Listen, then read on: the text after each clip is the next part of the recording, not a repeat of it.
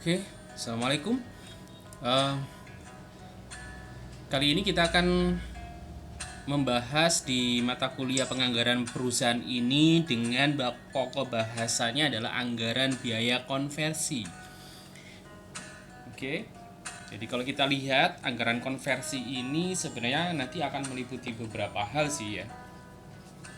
Jadi ada tenaga kerja langsung dan juga dengan biaya overhead produksi.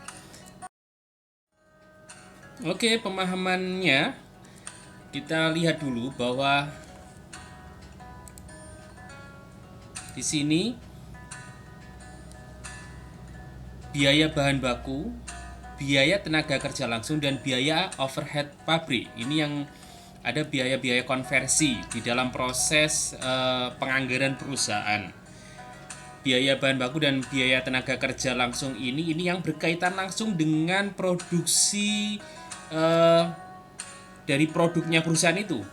Sedangkan ini adalah biaya overhead pabrik ini di luar dua biaya ini. Nah, semua ini adalah dalam kategori masuk ke dalam biaya produksi. Biaya bahan baku dengan biaya tenaga kerja langsung ini disebut sebagai biaya produk langsung atau direct product cost. Nah, ini disebut sebagai biaya primer atau biaya utama karena dia berkaitan langsung dengan proses pembuatan produk dari operasional perusahaan ya, dari biaya dari produksinya perusahaan. Sedangkan biaya overhead pabrik ini disebut biaya produk tidak langsung atau indirect product cost. Nah, biaya tenaga kerja langsung dengan biaya overhead pabrik ini disebut dengan biaya konversi. Karena memang dia tidak berkaitan erat dengan proses pembuatan produk. Jadi dia harus dikonversikan dulu istilahnya ya. Harus dikonversikan dulu menjadi satuan yang bisa dihitung linier dengan biaya produksinya. Biaya konversi ini biaya untuk mengubah bahan baku menjadi produk. Penyusunan anggaran dari biaya tenaga kerja langsung, kita lihat bahwa tenaga kerja langsung ini adalah tenaga manusia yang bekerja langsung mengolah bahan baku menjadi produk jadi, finished goods. Jadi ini kaitannya biasanya adalah biaya untuk membiayai buruh yang mengerjakan produknya secara langsung. Sedangkan tenaga kerja tidak langsung ini adalah tenaga kerja manusia yang ikut membantu penyelesaian produknya. Jadi yang secara tidak langsung berkaitan dengan produk, misalkan mandornya, manajer produksinya, penyelia, satpam, driver, itu kan tidak langsung berkaitan dengan proses produksi barang yang diproduksi oleh perusahaan. Nah, kemudian biaya tenaga kerja langsung ini disebut upah yang dibayarkan kepada buruhnya. BTKL ini akan ada banyak singkatan-singkatan seperti ini. Biaya tenaga kerja tak langsung ini disebut upah untuk tenaga kerja tak langsungnya. Nah, biaya tenaga kerja tidak langsung ini salah satu unsur dari BOP, biaya overhead pabrik ya. Kemudian kita akan belajar tentang biaya tenaga kerja langsung standar per unit produk, BTKLP standarnya. Jadi biaya tenaga kerja langsung standar per unit produknya. Ini terdiri dari jam tenaga kerja langsung dan tarif upah standar tenaga kerja langsungnya. Jadi buruh-buruh yang berkaitan langsung dengan proses pembuatan produknya itu dihitung jam kerjanya, dikonversikan berapa sih jam tenaga kerjanya dan berapa sih tarif upah standarnya per jam kerjanya tadi. Nah, kalau kita lihat berarti jam standar tenaga kerja langsung adalah taksiran sejumlah jam tenaga kerja langsung yang diperlukan untuk memproduksi satu unit satuan produk tertentu. Sedangkan tarif upah standar kerja tenaga kerja langsung adalah taksiran tarif upah per jam tenaga kerja langsung. Jadi ini adalah tarifnya per jamnya ini gitu ya. Nah, untuk menentukan jam standar tenaga kerja langsung ini, jam standar tenaga kerja langsung, pertama-tama kita bisa menghitung rata-rata jam kerja yang dikonsumsi dalam satu pekerjaan dari kartu harga pokok periode yang lalu. Jadi intinya maksudnya adalah dicari rata-rata jam kerja di periode yang lalu, di periode produksi yang lalu dari kartu harga pokoknya. Kira-kira rata-rata jam kerja untuk membuat satu unit produk jadinya itu berapa dari pengalaman atau data-data rata-rata jam kerja periode yang lalu. Kemudian yang kedua adalah mencoba jalan operasi produksi di bawah keadaan normal yang diharapkan. Jadi ini uji coba, dilihat di jalan operasi produksi dalam keadaan normal yang diharapkan. Dalam satu unit, dalam proses pembuatan satu unit produknya itu butuh berapa jam. Kemudian bisa juga dengan mengadakan penyelidikan gerak dan waktu. Maksudnya adalah diadakan riset, ada riset untuk lihat gerak dan waktu. Misalkan untuk memproduksi satu unit sepeda ontel satu itu ada riset. Misalkan ada risetnya, dibuat riset membuat dulu berapa unit, 10 unit kah? Nanti per unitnya akhirnya ketemu berapa, itu dilakukan riset untuk melihat kebutuhan dari gerak dan waktunya. Kemudian mengadakan taksiran wajar. Nah, ini taksiran wajar ini kalau misalkan unit produksinya itu adalah unit produksi barang umum, itu bisa ditaksir kewajarannya. Misalkan membuat satu unit tempe satu kotak itu biasanya butuh berapa banyak. Jadi berdasarkan perkiraan atau taksiran wajarnya yang umum biasanya dipakai itu. Kemudian memperhitungkan kelonggaran waktu untuk istirahat, penundaan kerja yang tidak bisa dihindari. Misalkan orang butuh cuti karena biasanya kalau butuh cuti selama 1 minggu, nanti liburnya berapa hari itu dihitung. Kemudian dari faktor kelelahannya, misalkan sehari tidak mungkin bekerja 24 jam, bisa saja orang itu dibayar, oh sehari dia ternyata maksimal itu 10 jam gitu. Nah itu bisa dihitung seperti itu. Kemudian menentukan tarif upah standar. Jadi setelah ketemu jamnya, berapa sih yang dibutuhkan jamnya, kemudian ditentukan tarif upah standarnya. Nah, ini bisa ditentukan dengan 3 cara. Yang pertama biasanya adalah perjanjian dengan organisasi karyawan atau serikat pekerja yang ada di pabrik itu. Kemudian bisa pakai data upah masa lalu yang dihitung secara rata-rata. Jadi lihat masa lalu dihitung rata-ratanya berapa. Oh, kebutuhannya ternyata tarif standarnya adalah mungkin ada yang memproduksi per jam butuh 20.000 atau mungkin per jamnya butuh 5.000 rupiah, atau mungkin per unitnya ketemu, oh udah tahu rupiah per unitnya ketemu untuk memproduksi satu pie satu kotak itu kemarin butuh cuma 1.000 rupiah gitu. Itu bisa dari situ. Kemudian yang ketiga adalah perhitungan tarif upah dalam operasi normal. Ini biasanya lebih ke perkiraan ya. Perkiraan berdasarkan pengalaman terdahulu hampir sama seperti ini, cuman ini lebih diperkirakan nanti diproyeksikan ke depan dalam kegiatan operasional yang normal. Nah, contohnya misalkan jam standar tenaga kerja langsungnya untuk membuat satu botol kecap diperlukan waktu 0,1 jam. Jadi 0,1 jam. Dan tarif upah standarnya adalah ditentukan langsung per jamnya 500 rupiah, 0,1 jam ya.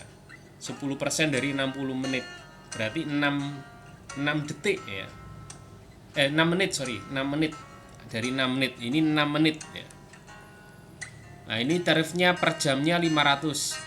Maka dengan demikian bisa diketahui ini jam standar tenaga kerja langsungnya 0,1 jam, tarif per jamnya adalah 500 rupiah. Maka biaya tenaga kerja langsung standar produksinya itu adalah jam standar tenaga kerja langsung dikalikan tarif upah standarnya. Tarif upah standar tenaga kerja langsungnya.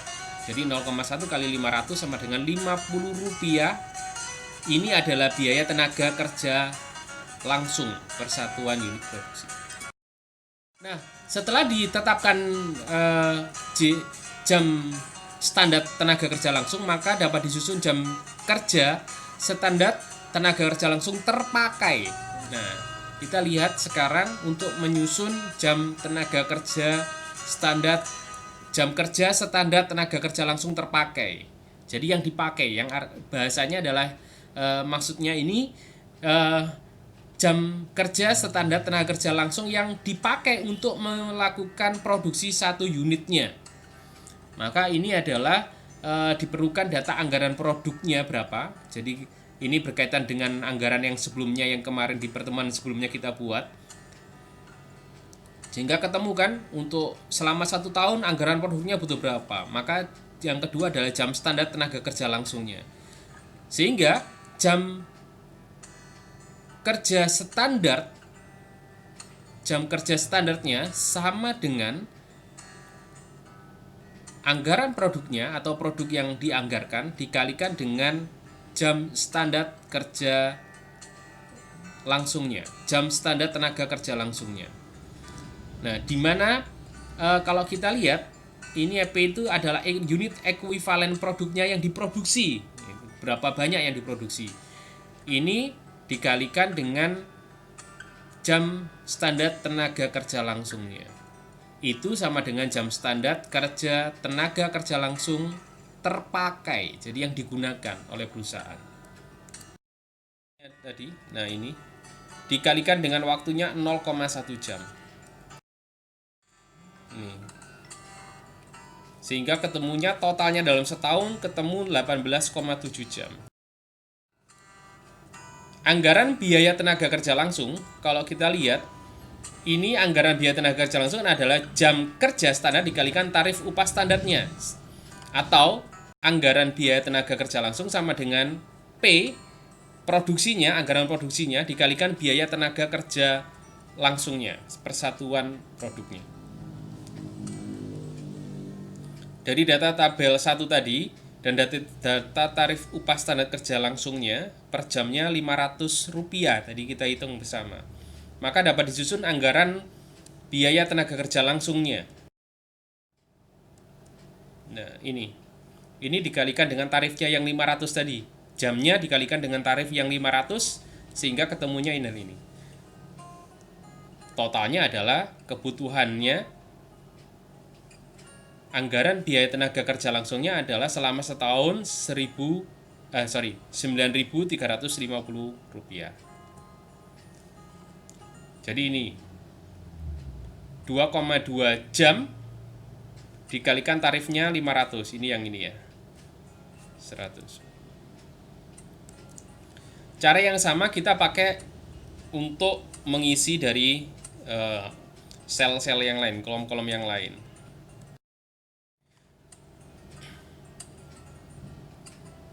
Di tabel 1 tadi, JKST atau jam kerja standarnya dengan tabel 2 anggaran biaya tenaga kerja langsung tidak terdapat sediaan produk dalam proses.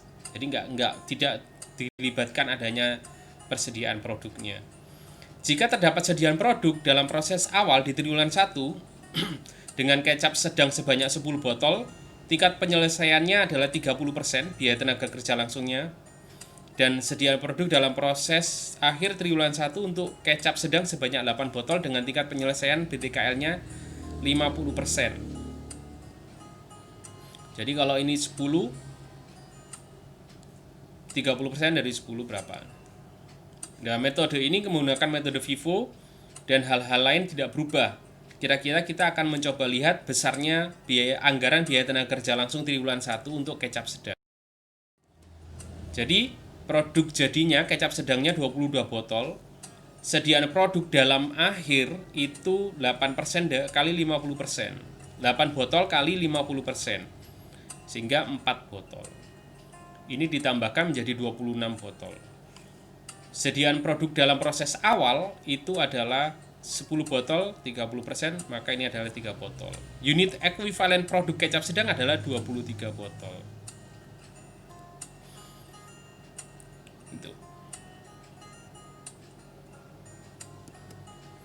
Jam kerja standar tenaga kerja langsung, untuk kecap sedang di triwulan 1, maka jam kerja standarnya adalah P ini unit anggaran produksi botolnya berapa, ada 23 botol ini, dikalikan 0,1 jam, ini jam standar tenaga kerja langsungnya yang tadi kita tentukan, sehingga ketemu jam kerja standarnya adalah 2,3 jam. Anggaran biaya tenaga kerja langsung untuk kecap sedang di triwulan 1 dianggarkan dari 2,3 jam ini dikalikan tarifnya yang 500, sehingga ketemu anggarannya adalah 1.150.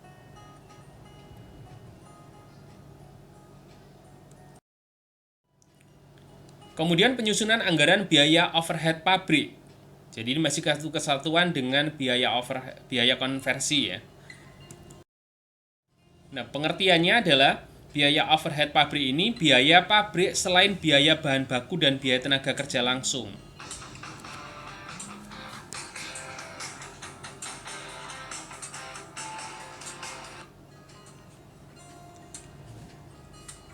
BOP meliputi biaya variabel dan biaya tetap. BOP variabel adalah BOP yang dipengaruhi besar kecilnya volume kegiatan produksi, biaya listrik pabrik atau mesin, biaya bahan penolong, dan lain-lain. BOP tetapnya ini adalah biaya overhead pabrik yang tidak dipengaruhi besar kecilnya volume kegiatan, seperti listriknya pabrik, ini kan biasanya tetap. Biaya gaji mandor pabrik ini tetap. Gaji satpam pabrik juga tetap, meskipun produksinya nambah, tetap biayanya segini. Kalau biaya variabel ini terkait dengan besar kecilnya biaya dari produksinya, volume kegiatan produksinya pabrik. Kalau kita lihat ilustrasinya, perusahaan kecap Iwak Gatul ini di tahun 2019 menyusun anggaran BOP dengan kapasitas produksi normal setahun 200 botol dengan waktu 20 jam kerja langsung. Atas dasar unit produk dan atas dasar jam kerja langsung dapat dibuat pembebanan BOP yang dianggarkan. Lihat sekarang. Di sini kita lihat anggaran biaya overhead pabriknya atas dasar kapasitas normalnya 200 atau 20 jam kerja langsung.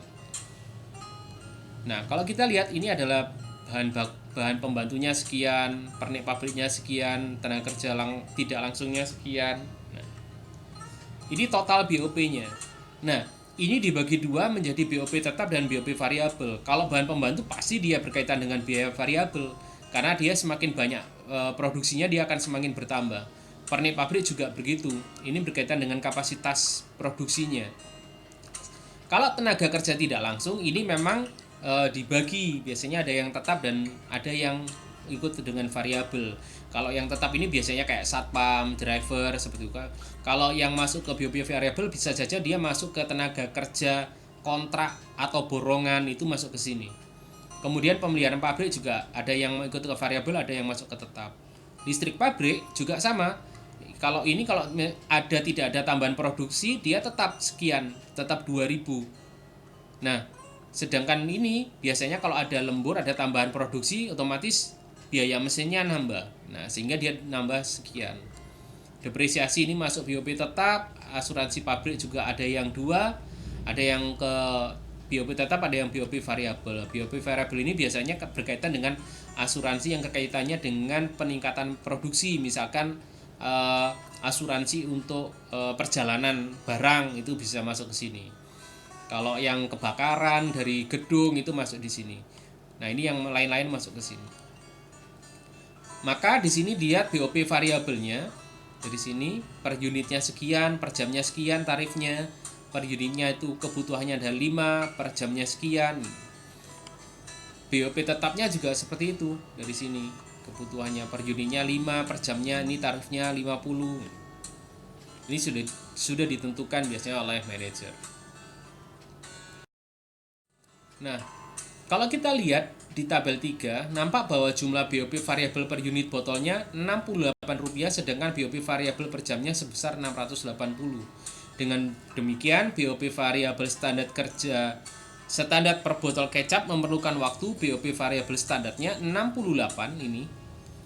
Dari BOP variabel per unit botolnya Rp68 dibagi dengan jumlah BOP variabel per jamnya. sebanyak 680 sama dengan 0,1 jam. Sehingga tampak di tabel 3 bahwa BOP tetap standar per unit botol sebesar 32, sedangkan BOP tetap per jamnya 320 juga. Sama, 30 dibagi 320 sama dengan 0,1 jam.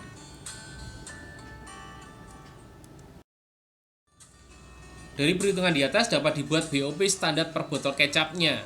BOP per variabelnya 0,1 jam, kebutuhannya dikalikan tarifnya sekian, sehingga BOP variabelnya 68, BOP tetapnya 0,1 kali 320 sama dengan 32, sehingga BOP biaya overhead pabriknya per botol kecapnya ketemunya Rp100. Nah, kita gabungkan biaya bahan baku standar per unit produk dengan biaya tenaga kerja langsung standar per unit produk dan BOP standar per unit produk untuk menyusun harga pokok standar per unit produknya dari kecap. Kita akan lihat di tabel berikut. Penghargaan pokok variabelnya yang 438. Sehingga sama dengan harganya 700. Dengan demikian, margin kontribusi yang diinginkan oleh perusahaan adalah sebanyak 262 dibagi dengan harga jualnya. Karena ini adalah marginnya. Margin yang ditentukan oleh perusahaan 262 dibagi 700 sama dengan 37%. Bila harga jual per botolnya 700, berarti kenaikannya ada 59,82% dari HPP variabel per botol kecapnya. Jadi misalkan harga pokok variabel per botol kecapnya adalah 438 yang kita lihat di tabel sebelumnya. Ini ada kenaikan 59,82% kali 438 sama dengan 262 ini. Sehingga harga jual per botol kecapnya adalah Rp700 per botol. Kira-kira itu, terima kasih. Bisa dilihat materinya di sini. Sampai jumpa lagi. Wassalamualaikum warahmatullahi wabarakatuh.